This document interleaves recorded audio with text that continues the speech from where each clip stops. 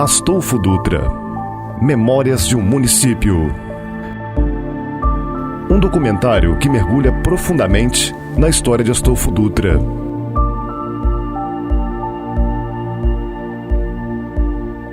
Desde sua origem, como Porto de Santo Antônio, até sua municipalização. O filme irá explorar as transformações, desafios e conquistas que moldaram essa encantadora cidade de Minas Gerais.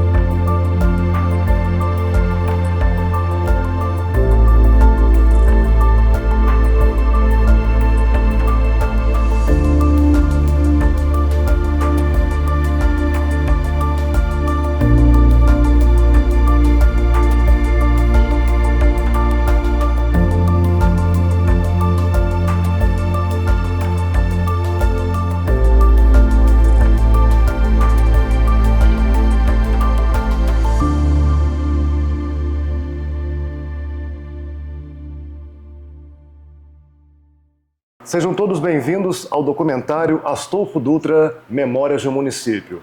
E para a gente dar início a esse bate-papo, hoje estamos aqui na residência de Luiz Antônio Lavorato, ele que é empresário, conhecedor, um homem muito culto, que vem para ajudar a dar um pontapé nessa edição desse documentário que vai enriquecer ainda mais a história de Astolfo Dutra. E hoje, o Luiz Dólar, mais conhecido assim popularmente aqui em Astolfo Dutra e na região também como um grande empresário, veio gentilmente, nos convidou a estar na sua residência para contar um pouco dessa história que a gente precisa trazer à tona para os dias de hoje, a história de um município que passou por muitas vertentes. Luiz, muito obrigado por ter aceitado o nosso convite. A primeira pergunta, Luiz, que eu te faço é a seguinte: por que o nome Porto de Santo Antônio? Bom, antes eu quero agradecer a presença de vocês aqui, entendeu? Do Renan, do Júlio, entendeu? Quem me convidou para falar um pouco sobre a história. E eu gosto muito da história, gosto de toda a história, principalmente a história do nosso município, uma história bonita da fundação até hoje, entendeu? Apesar do município não ter desenvolvido tanto, igual todos queriam, mas está num patamar bem bom, tá? Então, você fez a primeira pergunta, que é da fundação. Isso. A fundação do município. A nossa cidade teve a fundação para os idos do início de 1810, por aí. Nós temos aqui uma carta escrita num grupo que mandou para o governador de 1812, tá? Essa carta, eu tive acesso a essa carta e dei ela para o senhor João Pessoa. Está arquivada no arquivo dele, da História do Astolfo Dutra. E esse grupo já escrevia essa carta de 1812, falando que aqui já existia 200 pessoas. Eles tinham fundado uma capela, tinha dado o nome de Santo Antônio. Mas assim, no decorrer do tempo, Luiz, por que foi que mudou para Astolfo Dutra? Bom, a fundação da cidade foi chamada de Santo Antônio, e com o tempo ela passou a chamar de Santo Antônio do Porto Alegre de Ubá. Aí já entrou Porto e já entrou Ubá. E nesse período, tá, transformação de vila até transformar em cidade, distrito e cidade, foi um percurso muito longo. Foi de 1810 até a transformação da cidade, que foi em 1939. Quais são os personagens principais na construção do município atual? Astolfo Dutra foi fundado por 3 portugueses: Anjo Dias Moreira, João Marques da Costa e Antônio também Marques da Costa. Eles vieram de Rio Novo, tá? Eles partiram de Rio Novo para chegar aqui, às margens do rio Pomba, e fundar a vila. Fundindo um pouco a história, a colônia italiana também existiu? Ah, sim, os italianos deram um grande impulso, que com a emancipação dos escravos, em 1888, entendeu? As nossas terras ficaram muito abandonadas, porque os escravos receberam a emancipação, tá? E muitos dispersaram, largaram as fazendas, entendeu? Inclusive a fazenda onde foi implantada a colônia, chamava Fazenda da Barra, hoje é Santa Maria, entendeu? Os colonos quiseram dar nome à colônia, Colônia Santa Maria. Resolveram, entendeu, comprar essa fazenda, fazer uma grande estação de trem em Sorol Pinto, que era uma estação pobre, e trouxeram para cá 65 famílias, que deram um grande impulso, os italianos deram um grande impulso na região. Essa colônia foi instalada em 1910. Um grande progresso foi a ferrovia.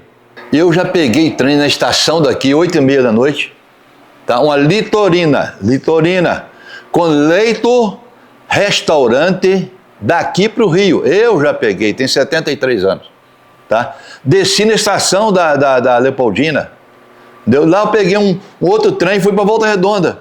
Um conforto. Então os trilhos alcançaram nossa região aqui, por isso em 1878, 80, mais ou menos isso. Para você ver, nós já estávamos ligados no Rio de Janeiro nessa época.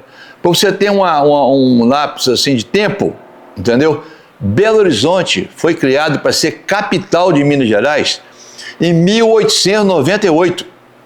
Quando criou a nossa capital, nós já estávamos ligados ao Rio de Janeiro, que era a capital do Brasil. Para você ter uma ideia. Então a Zona da Mata, nossa região aqui, ficou tão importante, tá, que era chamado aqui o Juiz de Fora de Manchester Mineira. Você que é um bom historiador, que eu já pude perceber, tem alguma figura histórica importante que também contribuiu, Luiz, para a história da cidade de Astolfo Dutra, do município de Astolfo Dutra? Os fundadores são de grande importância, mas durante o desenvolvimento do distrito e da cidade, um que conta muito, que ajudou muito Astolfo Dutra, foi realmente o Astolfo Dutra Nicásio, que é o nome que hoje tem a cidade. Foi um grande homem, desenvolveu, ele ajudou a instalar aqui em 1914 a Companhia Cataguá Leopoldina. Então o Astolfo Dutra realmente ajudou muito, e depois a família dele, o Pedro Dutra. Mas agora, aqui pessoas do nosso município, tá? Eu tenho medo de citar as pessoas e esquecer nomes, mas tem famílias aqui de grande importância, a família Linhares, que desenvolveu muito o município, a família dos Oliveiras, a usina, entendeu? Foi de grande importância há muito tempo. E Almada, a família Almada, entre eles o senhor Olinto Almada, que foi uma das maiores figuras, entendeu, que nós tivemos aqui na Astolfo Dutra. E tem uma grande influência política, uma grande influência. O senhor Olinto Almada tinha apelido de Lintico. Ninguém conhecia ele por Olinto Almada, só chamava ele de senhor Lintico. Até pegando um gancho nessa, vamos dizer assim, nesse codinome, né, que foi dado para ele. Existe alguma lenda ou histórias que marcou a cidade? Tem coisas, entendeu, aqui que o pessoal conta, entre aspas, né? Uma das pessoas mais lendárias aqui é o José de Matos, que dá o nome da rua José de Matos lá. Tá? O José de Matos, no português, tá? Chegou aqui, foi um grande fazendeiro. Tá? Então ele tinha 3 fazendas: a Fazenda Paraíso, que é a usina, tá? A Fazenda Purgatório, que é a fazenda de cima lá, e a Fazenda do Inferno. Tá? Ele deu nome às 3 fazendas: Paraíso, Purgatório e Inferno. Tá? Era o José de Matos. Você saberia diferenciar para a gente o porquê dessa colocação? Era por causa Essa colocação, da época? Eu não sei. Só sei que o padre daqui ficou muito chateado, tá? E o padre brigou com ele. E eles falam que depois que o padre brigou, o padre excomungou ele. E começou a ter muita doença. Muita doença. E ele ficou com tanto medo que ele doou as terras aqui para o Santo Antônio. Tá? Até bem pouco tempo, porque ninguém tinha documento. Todas as terras foram doadas para a igreja. As terras dele. Justamente. Ele fez uma doação. Tá? Como aqui pertencia ainda em Rio Pomba, os documentos foram para Rio Pomba. Os documentos.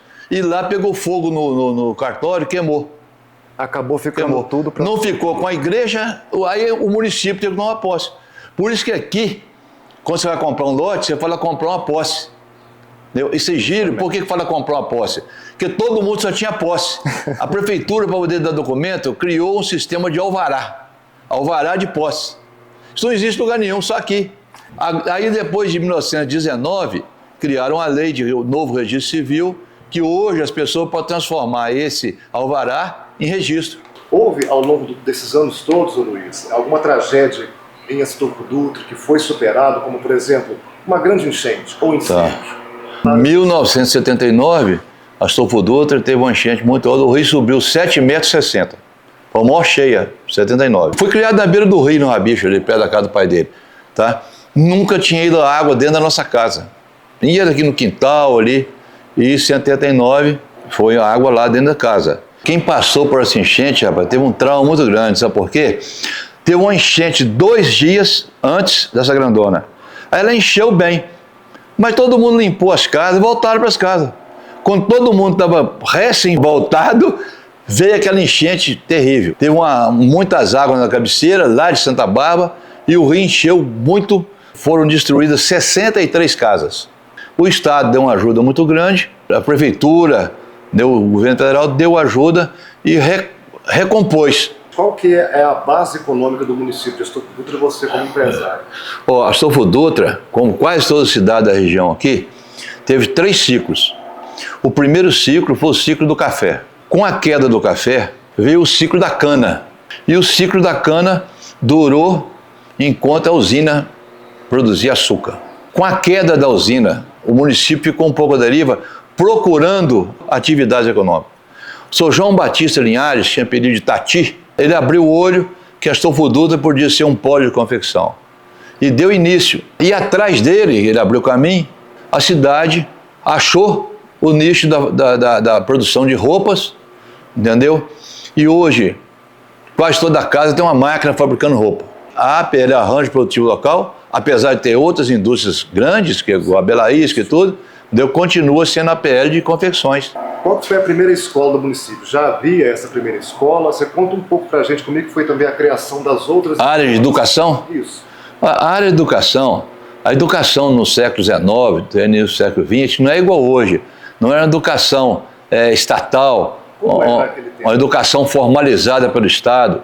Então, naquele tempo, os professores, as pessoas que sabiam, entendeu? Fundavam escola. Igual o Souza Primo teve uma escola, o Tenente Enoque teve uma escola.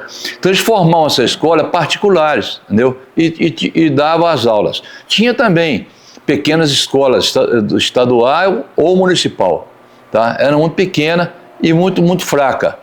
Então, esses ensinos dessas pessoas, geralmente era para pessoa mais abastada, mais rico. Quem não podia, o Estado mandava. A colônia tinha uma escola, que era estadual, tá? E o Estado fundava a escola ou prefeituras. Outros iam para colégio interno.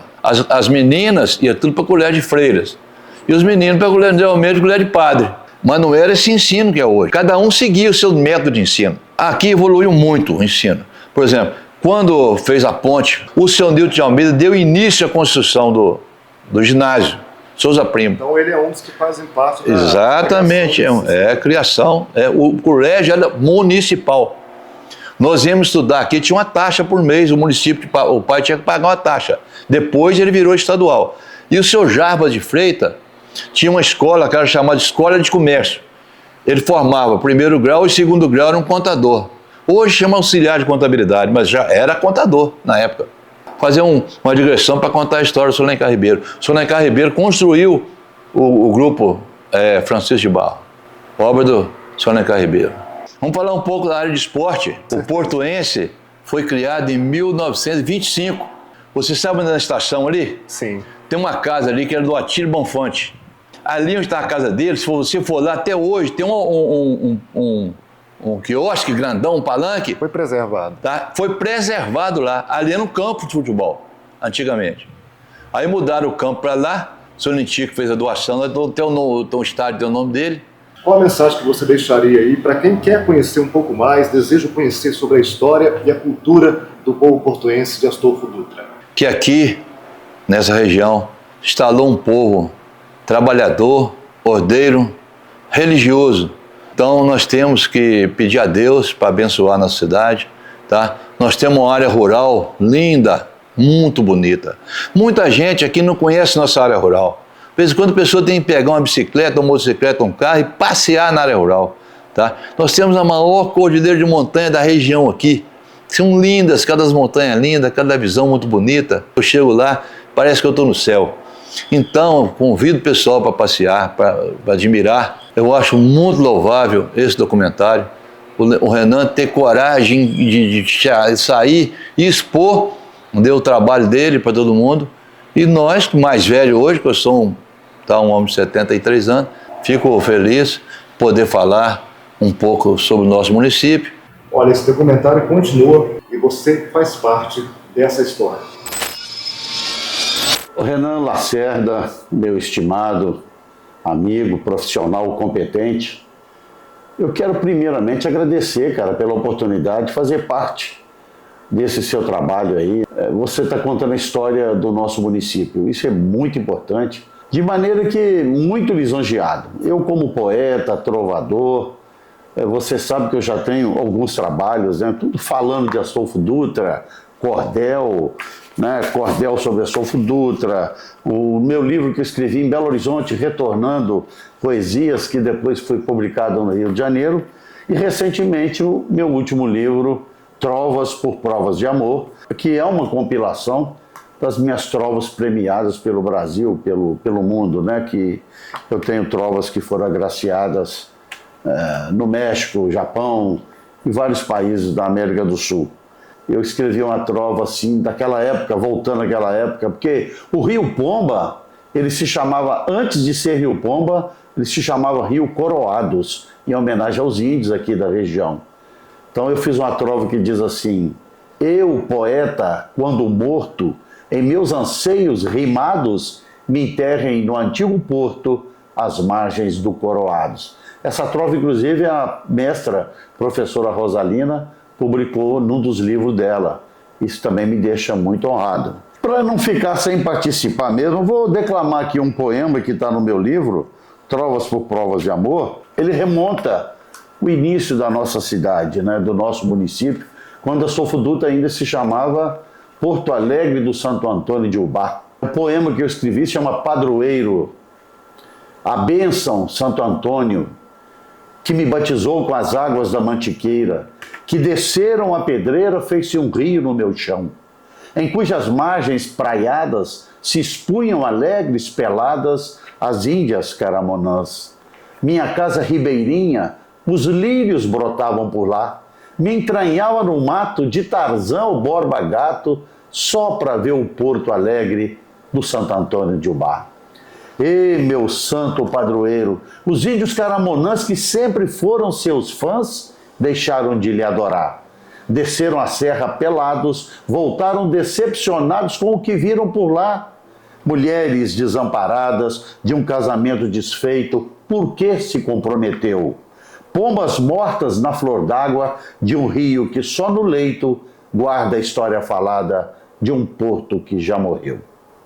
Meu querido Renan, obrigado, um abraço para você, sucesso cada vez mais, viu? Seu trabalho é sempre nota 10. Um abraço do poeta trovador, Guti, Zé Guti, César De Filippo, e obrigado pela oportunidade mais uma vez. Ninguém melhor que um grande historiador para continuar contando essa história para a gente. Hoje, popularmente ilustre, João Pessoa nos recebe para dar continuidade a essa história. E a gente quer saber, João, contar a história de Astolfo Dutra. Contar a história da fundação. O primeiro elemento que ia na frente era sempre um padre com instrução maior do que os outros comuns, que falaria a língua dos indígenas daquela região, conheceria um trato melhor para o que estava sendo feito. E ele deu depois a notícia de que havia um arraialzinho, meia dúzia de pessoas juntas por aqui. Então aí eu vou voltar. Existia uma pessoa encarregada de tomar conta de um período. E essa pessoa chamava Ângelo Gomes Moreira. E ele tomou conhecimento de que tinha um povoado iniciando por aqui. Imediatamente veio aqui, confirmou que havia isto. E tinha um trânsito já passando por aqui, porque por aqui passaria a estrada que ligaria o Ouro Preto ao porto, digamos assim, de Campos, na época. Os primeiros que se aglomeraram por aqui, hoje nós conhecemos como a região dos Costa. É aqui a fazenda de cima, quem vai para o Jacaré, quem está para aquele lado ali, tem a região que chama, onde moravam os Costa. O Ângelo Gomes atestava que dispunha de uma quarta de terra que não tinha dono nenhum. Ele usa até a expressão que não tinha senhorio algum, para poder eles construir uma igreja em homenagem a Santo Antônio, que seria construído com esmola dos moradores. Essa é a igreja antiga com duas torres na frente, de 1832. Depois, em 1864, eles tiraram as duas torres da frente e aumentaram a igreja. Quem é mais antigo conhece e é fácil de entender por aqui, ó. A igreja antiga era, aqui o pedaço da lateral dela. Ele explica que era toda construída, os portais e a janela, em pedra trabalhada. Então eles tiraram as duas torres que tinha aqui e construíram ela mais larga do que a outra aqui. Ela tinha 1 metro de cada lado mais larga. Depois, posteriormente, então ficou sendo essa igreja aqui. Em 1910, inauguraram uma torre na frente.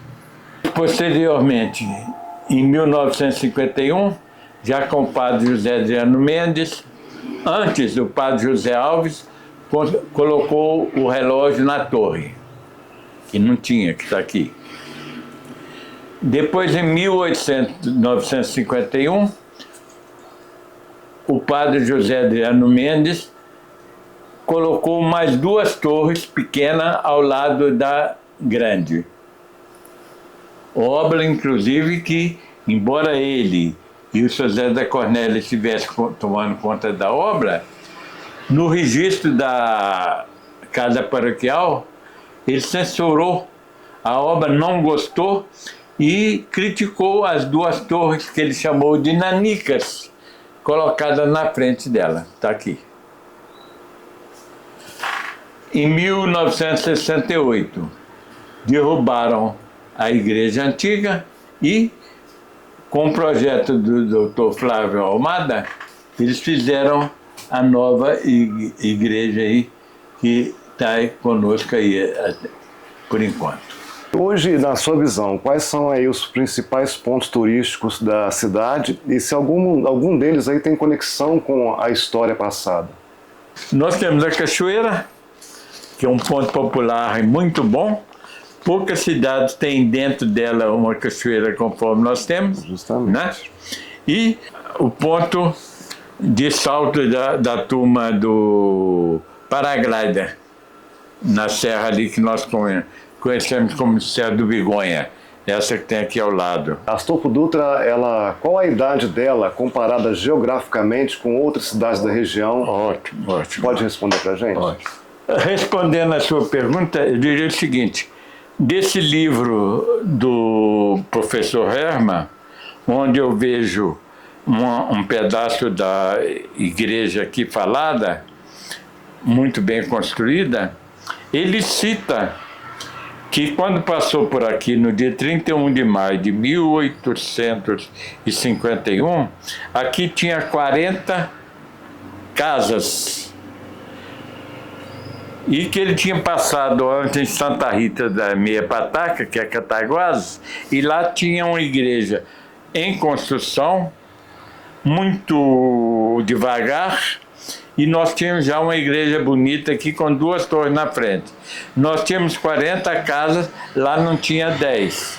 E ele explicou na época que nós éramos mais velhos do que Cataguases 2 anos. E há um fato que eu fico com ele só por conhecimento, por ouvir, por ler, que na época a divisão do Santo Antônio do Porto Alegre começava lá perto de Guarani, no córrego, esqueci o nome naquele povoado tem na saída de Guarani, e até Leopoldina era o Santo Antônio do Porto Alegre de Ubá. Onde fala aí, e eu falei que nós perdemos terreno para o Espírito Santo, perdemos para o Pomba, perdemos para São João, nós perdemos essa área, fomos perdendo. Hoje, a nossa divisa, vamos falar o seguinte: nós saímos aqui, andamos um pouquinho, já estamos em Piraúba. Andamos um pouquinho, já estamos em Dona Zébia. A história foi fracionada. Hoje nós estamos pequenininhos. Justamente. E a nossa viagem continua porque Astolfo Dutra tem muita história para contar. Eu falo agora com Demóstenes Marques Vespúcio. Você pode contar um pouco para a gente qual foi a primeira escola do município de Astolfo Dutra? Por aqui viveram educadores que marcaram. Um deles é até homenageado com uma escola em Astolfo Dutra, que é o professor Souza Primo.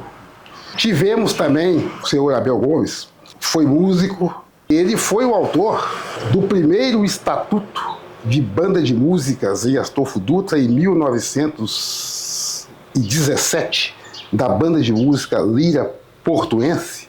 Quem lê o estatuto vai chegar à conclusão que realmente este senhor Abel Gomes era um homem altamente capacitado.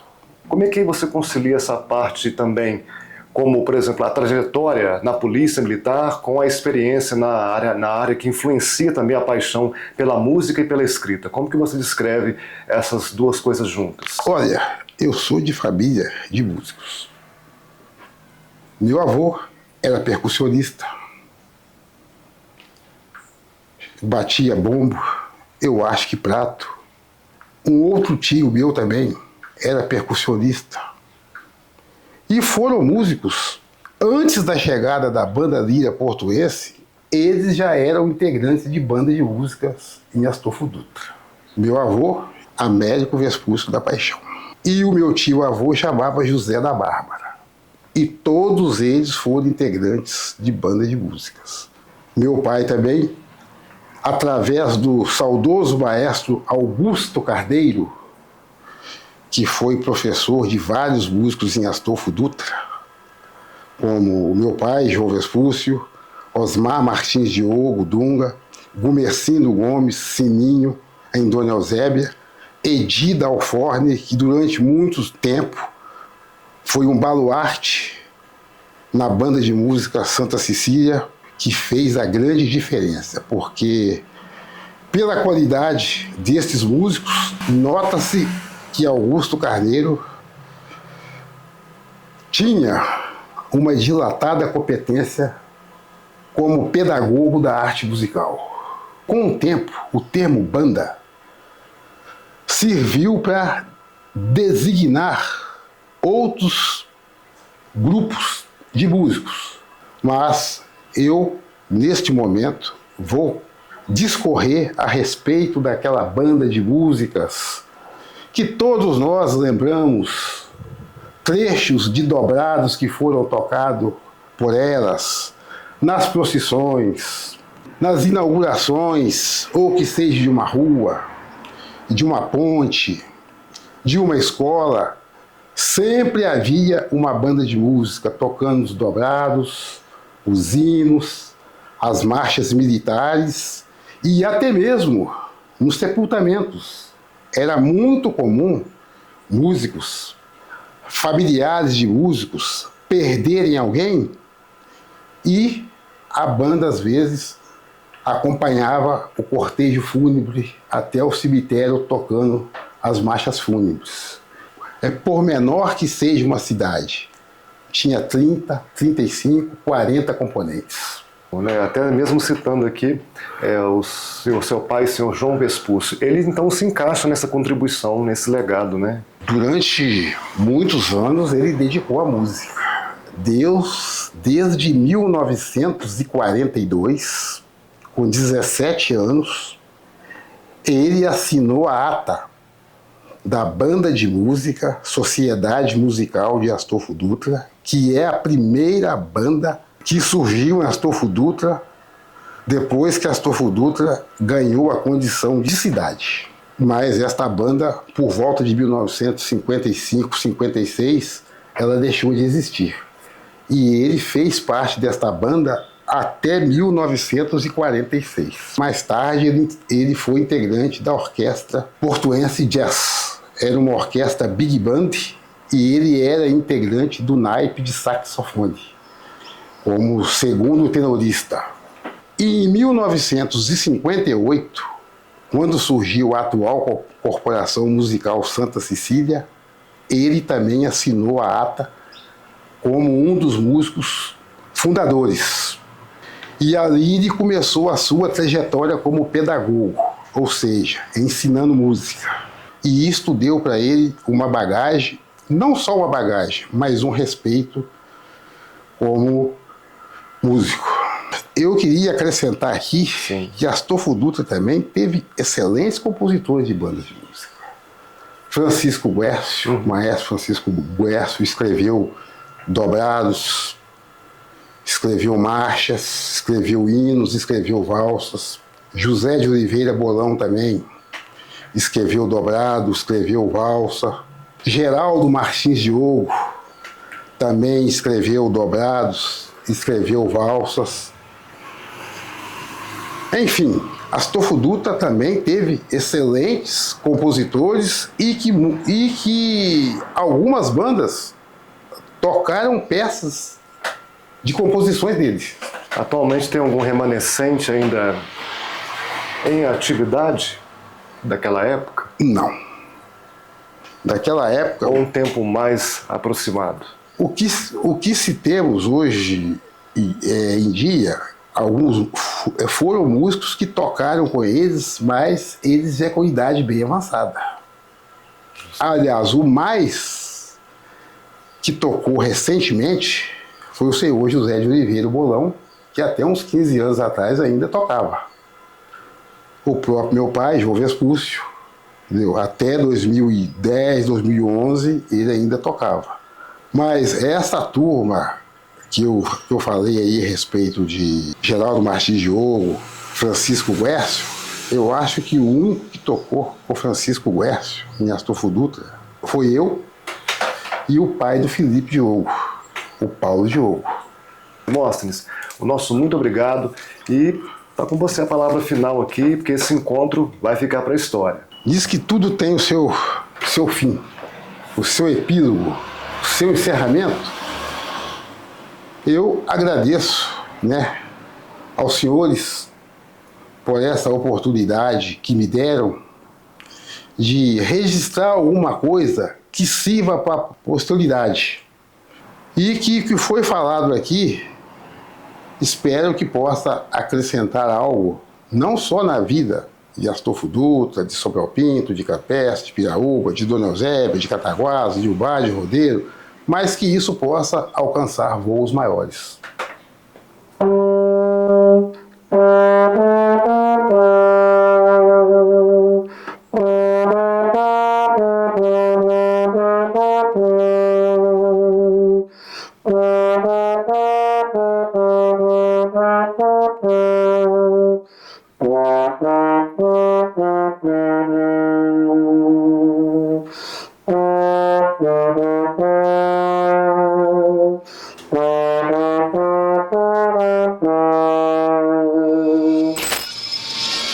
O documentário que continua, mas ainda aberta uma lacuna.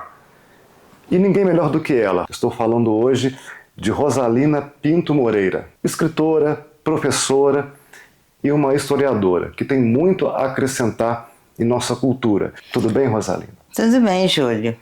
Agradeço muito a sua presença, do Renan, e dizer para você que participar desse encontro cultural é uma honra, uma distinção para mim. Eu amo tanto a Astolfo Dutra e reconheço o valor dela para mim, porque ela me deu condições de sobreviver, de exercer minha profissão.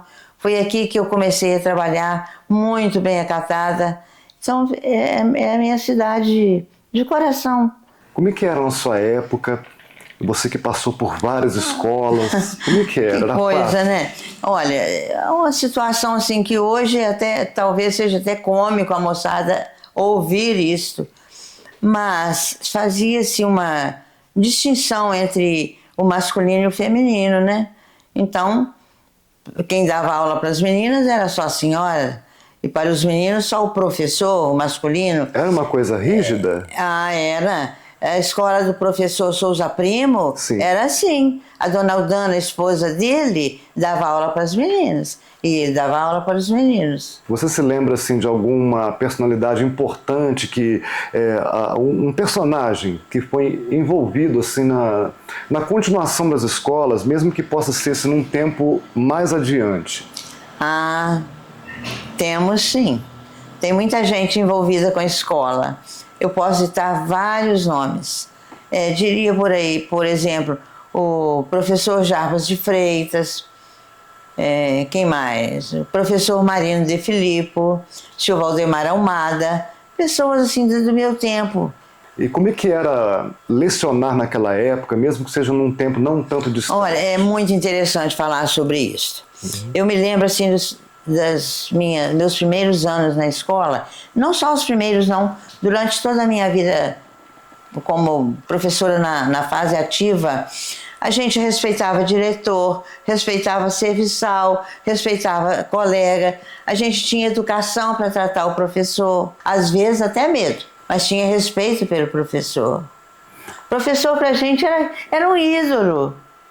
Todos tinham direito a estudar ou não tinham condições naquele tempo? Eu acho que era meio difícil. Tínhamos um aluno, morava na usina, ele trabalhava na cana o dia inteiro. Às vezes ia para a escola até com a roupinha dele suja de carvão de cana, mas ia. Olha, tem uma epígrafe aqui, nesse livro do Velho Porto, Porto Nosso, Sim. E eu acho muito bonita. Veja.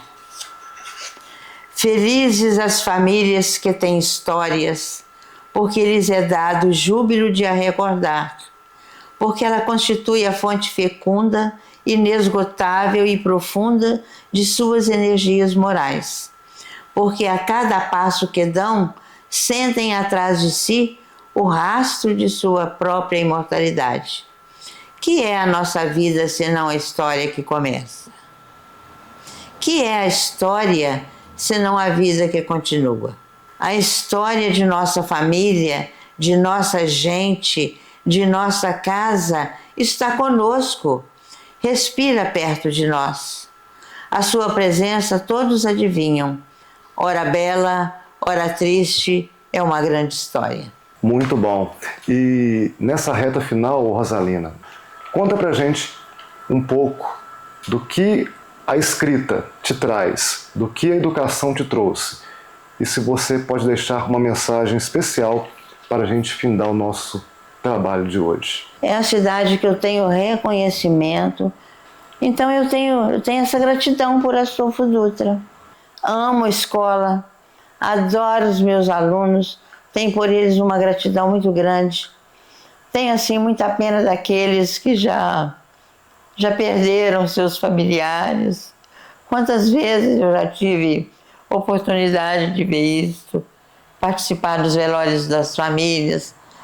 Então meus alunos são para mim como se fossem meus parentes do coração. O Velho Porto sempre vai existir no seu coração? Nossa, e como? Nunca vai sair do meu coração. Velho Porto, Porto Nosso, uma cultura nos sertões do leste, fecha suas páginas com o belo poema que canta esta terra, feita por um filho desta terra. Cais do Porto, César Augusto de Filippo Gucci. Ei, você que vem chegando por aqui, há de ter a cordilheira e muito mais. Seu olhar vai navegando em 1000 paisagens nestes vales verdes de Minas Gerais.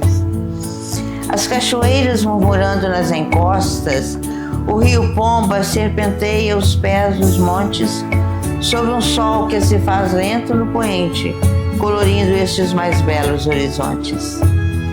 Navegante, venha ao chão onde eu nasci, ancore o barco, pise em terra gentil, no meu cais as amizades são amarras deste porto pedacinho do Brasil. De manhã vindo de Ubá ou Juiz de Fora, Cataguases, Rio ou de qualquer paragem, bois pela estrada e os latões de leite à espera são convites para o amor, paz e hospedagem. Há de ver no mês de agosto a flor do ipê, pingos de ouro espalhados pela serra e no chão se misturando com a cor os milhares de canarinhos da terra.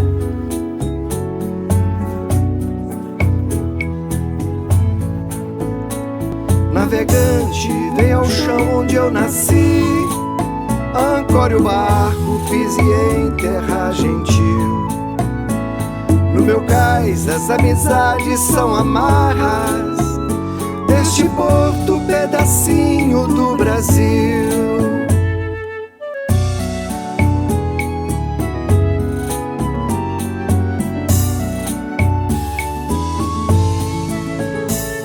Vem ouvir os seus poetas cantadores, gente ordeira que trabalha, luta e vence. Moças lindas, descendentes do além-mar, são as musas desse trovador portuense.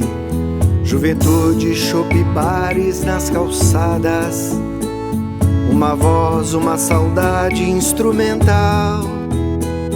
É de amor que se naufraga navegante nestas águas doces da terra natal. Eis Astolfo Dutra, Minas que amo tanto, joia pequena, fadada a uma paixão. As montanhas são enormes mãos de Deus, protegendo meu pedacinho de chão. Quando Deus daqui achar por bem que eu vá, voltarei como pardais ou colibris, e minha alma junto à brisa há de ficar, me filtrando pelas folhas das oitis. Navegante, vem ao chão onde eu nasci, ancore o barco, pise em terra gentil. No meu cais as amizades são amarras deste porto pedacinho do Brasil. No meu cais as amizades são amarras deste porto que é o mais lindo pedacinho do Brasil.